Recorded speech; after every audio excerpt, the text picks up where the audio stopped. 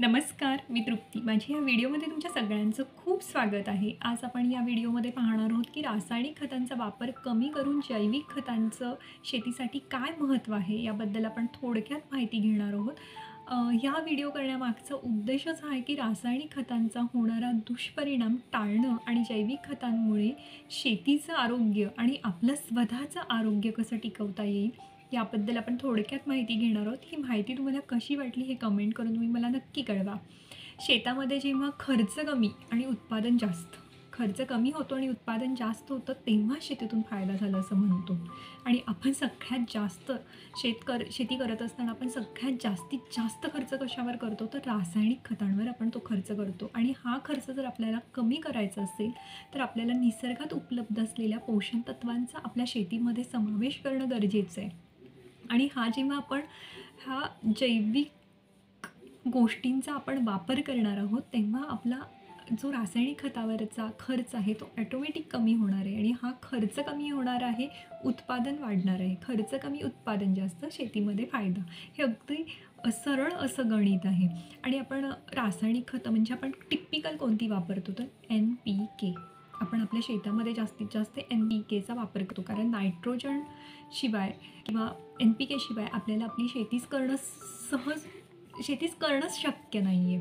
तर nitrogen, phosphorus आणि potassium याच्यावर आपण जास्त खर्च करतो. आणि ही सगळी पोषण तत्त्व तुम्हाला निसर्गामध्ये उपलब्ध आहेत.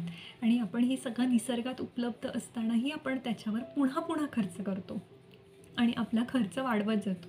मग शेतीवर होणारा खर्च जास्त होतो आणि खर्च जास्त आणि उत्पादन कमी, मग शेतामध्ये फायदाच होणं शक्य नाही आहे. याच्यासाठी आपल्याला जे निसर्गाने दिलं आहे त्याचाच वापर आपण जास्त करणं गरजेचं आहे.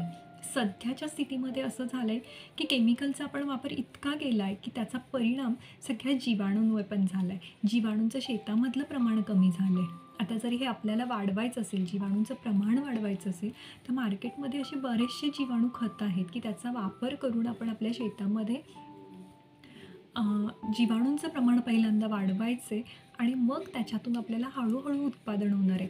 आता मार्केटमध्ये असे बरेचसे आहेत. आता नायट्रोजनसाठीचं हे सिमास्को कंपनीचं आहे, हे यन राईस यांनी ॲझोटोबॅक्टर यूज केला आहे. हा ॲझोटोबॅक्टर हे जैविक आहे आणि हे जैविक खत जर तुम्ही तुमच्या शेतामध्ये वापरलं तर तुमच्या शेतामध्ये नायट्रोजन फिक्सेशन करणारा जेव्हा जीवाणू उपलब्ध असेल, तेव्हा तो हवेमध्ये नायट्रोजन फिक्स करून तो तुमच्या पिकांना उपलब्ध करून देणार आहे. आणि हे अत्यंत महत्त्वाचं आहे.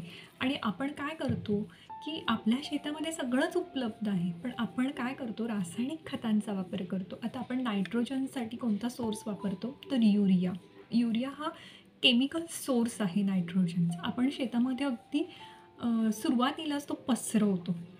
आपल्या झाडांना किती लागणार आहे, आपल्या पिकाला किती लागणार आहे याच्यापेक्षा आपण काय करतो, तो पसरवतो.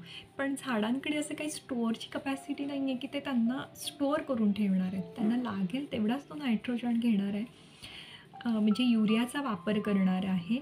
आणि राहिलेला जो 80 ते 90%, 10 ते 20% त्यांनी वापरला, तर 80 ते 90% युरिया हा वाहून पाण्यामध्ये जाणार आहे. म्हणजे युरियामुळे माती प्रदूषण तर झालंच, त्याच्याबरोबर मातीच्या प्रदूषणाबरोबर आपण पाण्याचंही प्रदूषण केलं आणि याचा सगळ्या जीवसृष्टीवर परिणाम व्हायला लागला आहे. आणि केमिकलच्या अतिरिक्त वापरामुळे शेतीवर म्हणजे मातीवर त्याचा इतका परिणाम व्हायला लागला आहे की काही काळानंतर त्याच्यामध्ये काहीही पिकणार नाही आहे. तर आपल्याला हे दुष्परिणाम पुढे जाऊन जास्त होऊ नयेत याच्यासाठी आपण जैविक खतांचा वापर करणं अत्यंत गरजेचं आहे.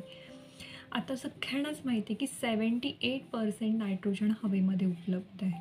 म्हणजे नायट्रोजन हवेमध्ये उपलब्ध आहे, तो फक्त आपल्याला आपल्या शेतामध्ये फिक्स करायचा आहे.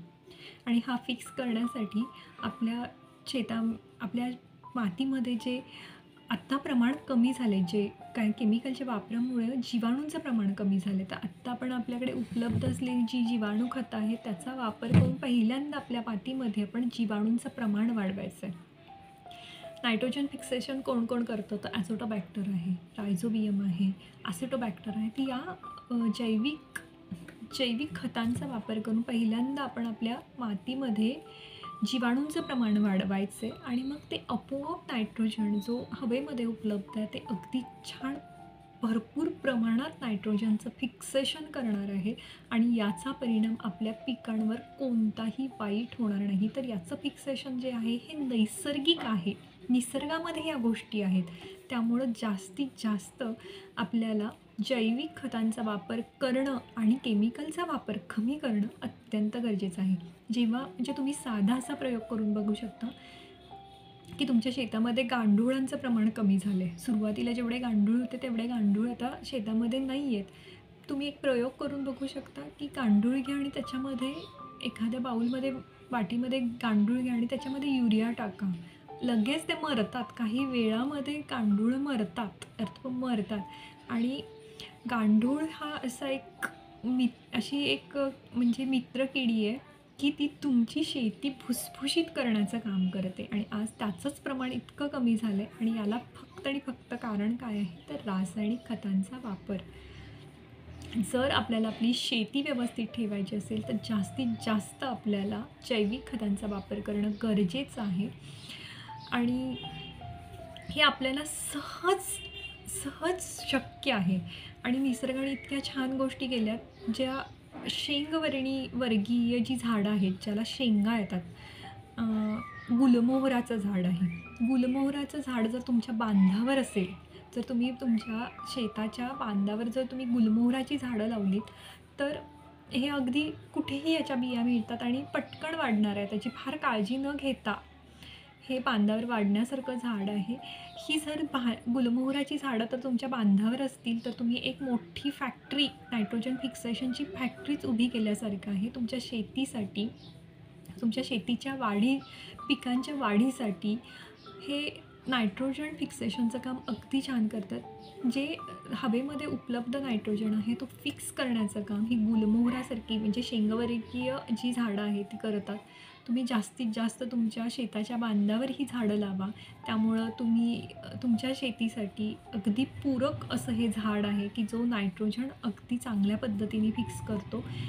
आणि हे सगळं करताना हे सगळ्या गोष्टी जेव्हा आपल्याला निसर्गात उपलब्ध आहे तेव्हा आपण रासायनिक खतांचा वापर टाळणं अत्यंत गरजेचं आहे आणि आपला खर्च कमी करणं गरजेचं आहे.